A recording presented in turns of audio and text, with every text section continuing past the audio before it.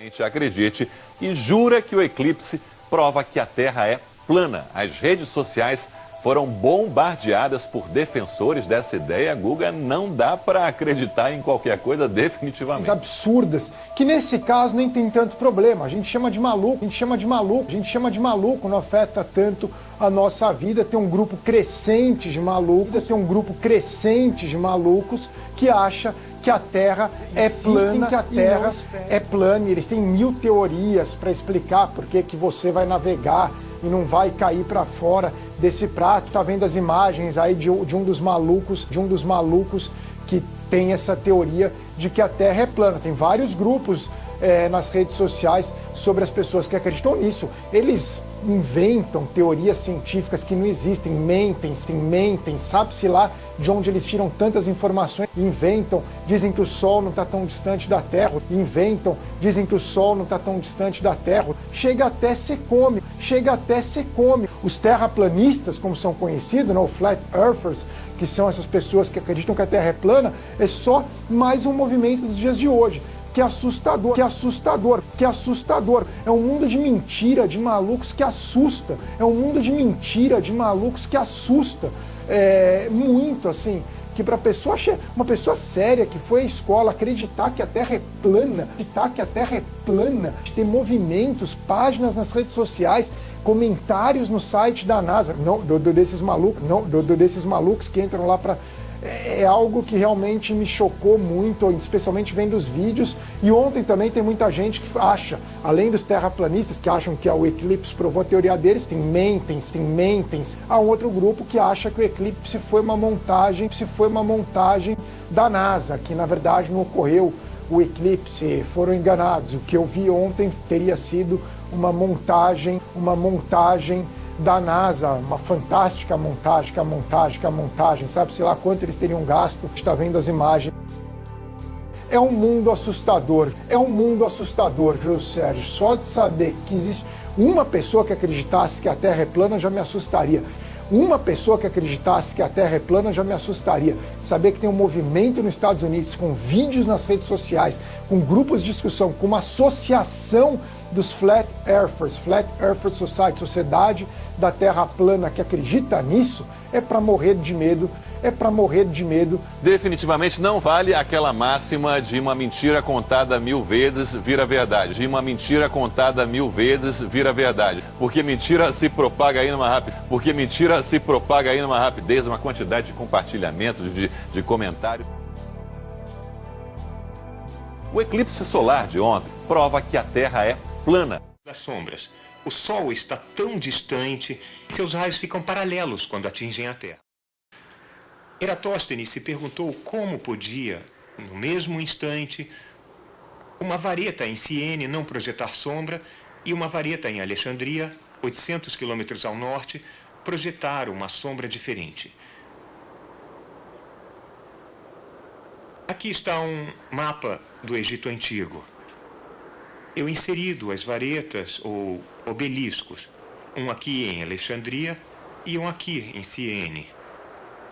Se em um certo instante cada vareta não projetar sombra alguma, isso é perfeitamente fácil de entender se a Terra for plana.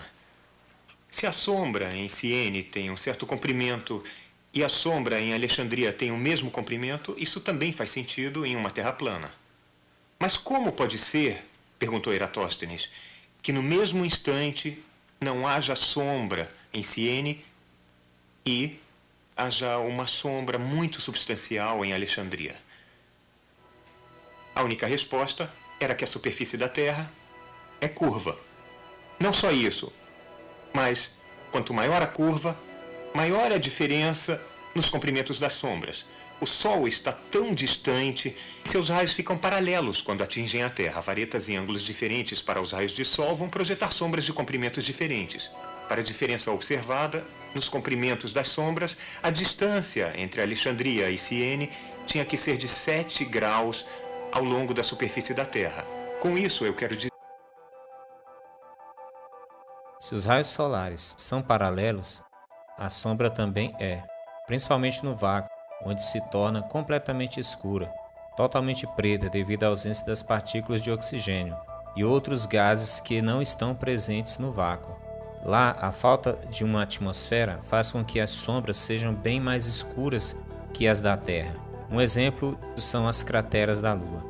As fases da Lua refere-se à mudança aparente da porção visível iluminada do satélite devido à sua variação da posição em relação à Terra e o Sol. O ciclo completo, denominado lunação, leva pouco mais de 29 dias para se completar, período no qual a Lua passa da fase nova, quando a sua porção iluminada visível passa a aumentar gradualmente até que 2 semanas depois ocorra a Lua cheia, e cerca de 2 semanas seguintes volta a diminuir e o satélite entra novamente na fase nova. O ciclo de 360 graus da Lua em volta da Terra dura cerca de 27,3 dias, ou seja, 360 dividido por 27,3 igual a 13,18 graus por dia. Dividido por 24, temos 0,54 graus por hora. Observamos aqui da Terra a Lua indo de leste para oeste, efeito esse causado principalmente pela rotação da Terra. A Terra gira 360 graus em um dia, ou seja, 360 dividido por 24 igual 15 graus por hora. Então, 15 dividido por 0,54 igual a 27,77.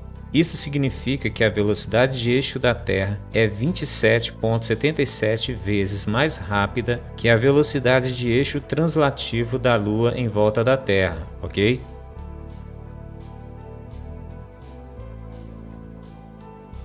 A velocidade da roda é diretamente proporcional à velocidade do eixo.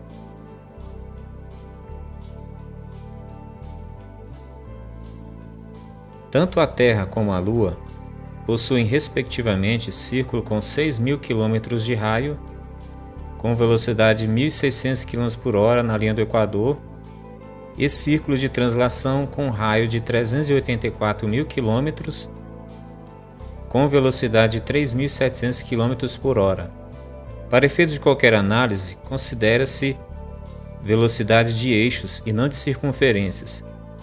Não importa o tamanho do raio, toda a roda gira de acordo com a velocidade de eixo. Para sabermos a velocidade que a Lua deveria estar, a mesma velocidade de eixo da Terra, utilizamos uma regra de 3 simples. Temos a Terra com 6.000 km de raio e velocidade de 1.660 km por hora. Então, 384.000 km de raio do giro de translação lunar será igual a x velocidade. Fazendo a conta, temos que x é igual a 106.240 km por hora. Outro cálculo mais simples, também podemos multiplicar 3.700 km vezes 27,77, que é igual a 102.490 km por hora. Ou seja, essa seria a velocidade aproximada da Lua se a mesma tivesse a mesma velocidade de eixo da Terra. Se isso fosse assim, a Lua estaria sincronizada com o mesmo lado da Terra. A única maneira de reproduzir o eclipse solar no modelo heliocêntrico é acelerar 28 vezes mais a Lua. Sabendo que a Lua gira 0,54 graus por hora e a Terra 15 graus hora, temos um princípio chamado velocidade angular. Também podemos reduzir a velocidade da Terra em 29 vezes, por exemplo, deixando-a com velocidade angular inferior. É dessa forma que esses gráficos fraudulentos conseguem reproduzir o eclipse. 1.660 km por hora dividido por 29 igual a 57 km. É só assim que esse eclipse está acontecendo aqui nesse gráfico. O eclipse percorreu 4.000 km de terras americanas em 1 hora e 33 minutos, com tempo total de 6 horas e 13.000 km de percurso. Convertendo em graus, a Terra girou 90 graus e a Lua apenas 3,2 graus. Mas nessa simulação, a Lua e a Terra estão milagrosamente quase sincronizados. Subtraindo-se os números, temos 86,8 graus de rotação da Terra durante o evento a mais em relação à Lua. As sombras no vácuo não possuem essa aberração de umbra e penumbra inventada pela NASA, pois a fonte de iluminação é única e está a 150 milhões de quilômetros. Segundo Eratóstenes, o Sol está tão longe que seus raios, ao chegarem na Terra, são paralelos. E agora a NASA contradiz o experimento dele, mostrando esse lixo CGI. Francamente, Se a Lua possui diâmetro de 3.400 km e os raios do Sol são paralelos, a sombra do eclipse provocaria uma escuridão total na América do Norte e Central por quase 2 horas. Portanto, é conclusivo que o eclipse solar refuta definitivamente o modelo globo heliocêntrico. Depois de dias ainda ninguém conseguiu fazer uma reprodução fiel do eclipse obedecendo todos os padrões de velocidades das órbitas. Mas novamente vamos reproduzir o eclipse, só que dessa vez vamos usar o gráfico da própria NASA para a reprodução. Perceba que esse gráfico é terraplanista, pois na verdade aqui a Terra está parada e a Lua está se movendo. E o terceiro elemento, o Sol, está passando tão perto e mais rápido que a Lua que projeta esse ângulo de sombras sobre a Terra.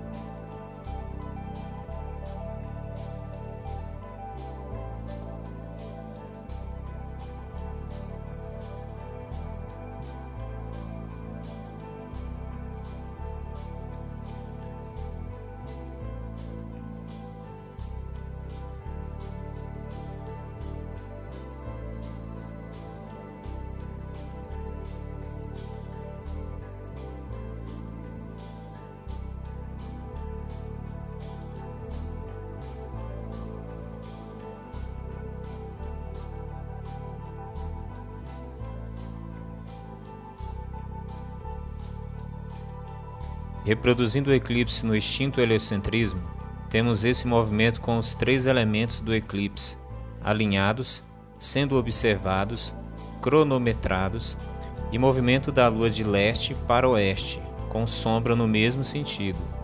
E 3 perguntas sem respostas. Primeiro, como a sombra da Lua percorre o caminho de arco em 6 horas de eclipse?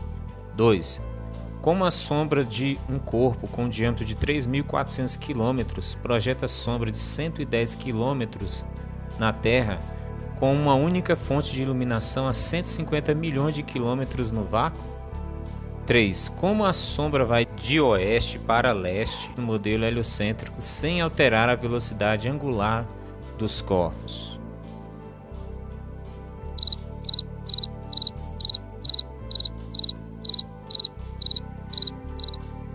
Graças a Deus que nós temos a resposta.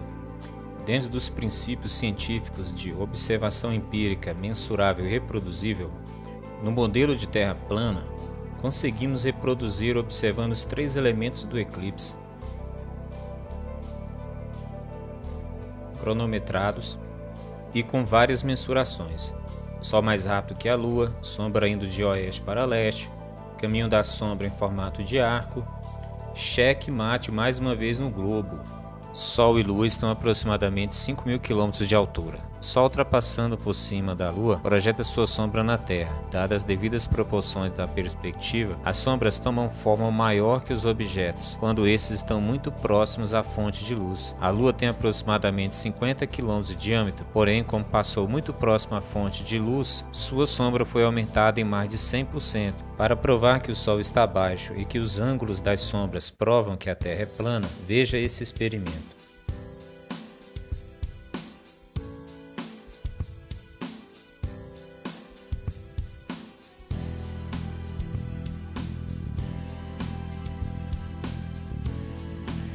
Site de lançamento do ensino médio de Derry. Havia uma lente GoPro sendo usada. Eu fiz o meu melhor para remover essa distorção. Filmagem distorcida não é minha.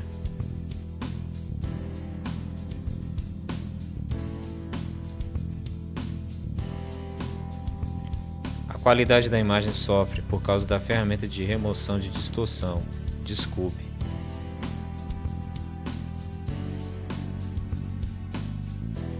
Eu escolhi esta filmagem por seus raios crepusculares, pontos úmidos da nuvem e cobertura de nuvem irregular em alta altitude.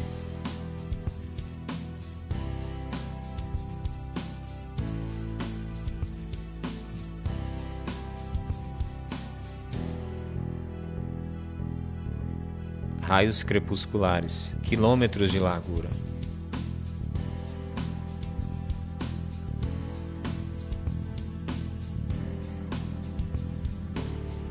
Ponto de acesso da nuvem e reflexão aérea.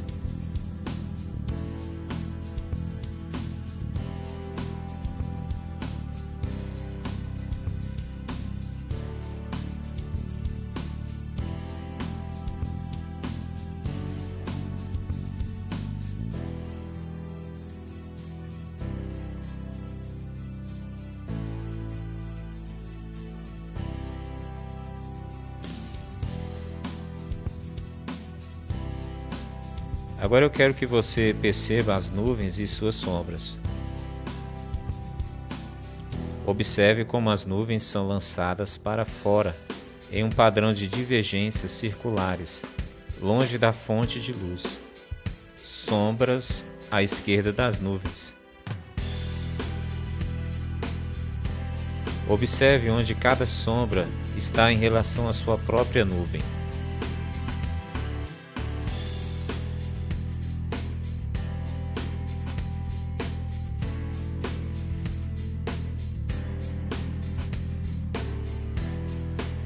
A partir de 150 milhões de quilômetros de distância, os raios do Sol estão batendo no nosso plano com raios de luz paralelos.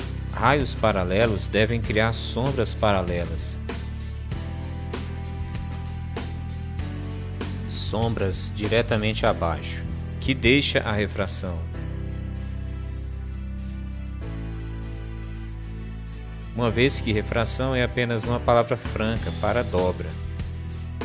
De que maneira deve dobrar? A dita ótica, a luz atingindo uma lente esférica, como a nossa atmosfera, deve convergir os raios e não divergi-los, sombras à direita da nuvem.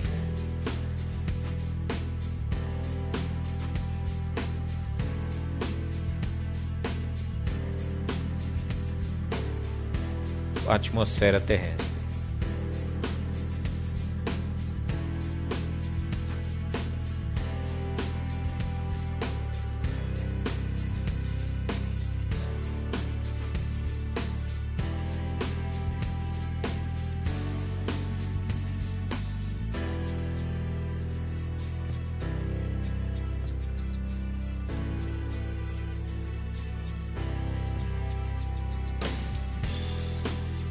A luz refratária que atinge uma esfera deve convergir para dentro e não divergir para fora.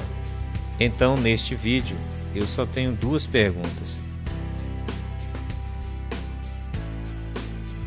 Pergunta 1. Se o Sol está a 150 milhões de quilômetros de distância e atingindo a Terra com raios paralelos, por que ele está lançando sombras divergentes? Pergunta 2. Se o Sol está a 150 milhões de quilômetros de distância e sua luz está sendo refratada pela atmosfera terrestre, por que ele está lançando sombras divergentes? Os raios crepusculares, os hotspots da nuvem e as sombras divergentes. Todos os raios estão apontando para o Sol.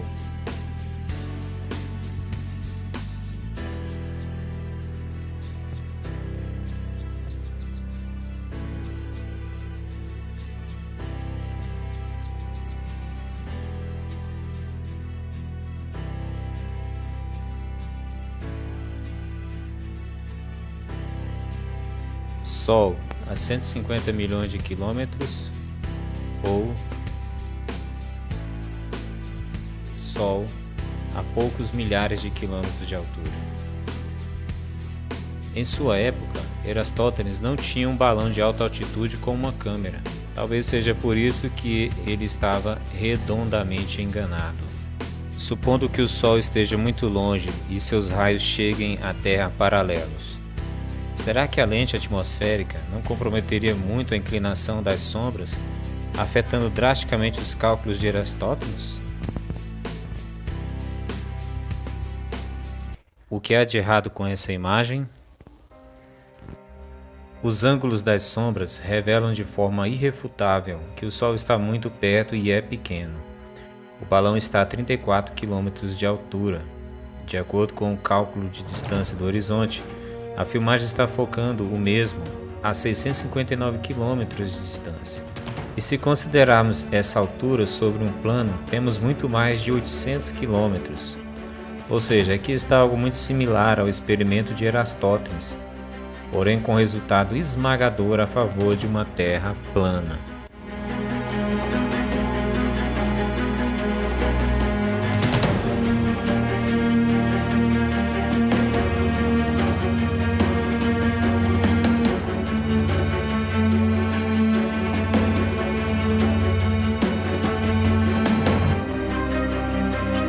Significado de maluco: quem perdeu o juízo ou não tem noção lógica da realidade.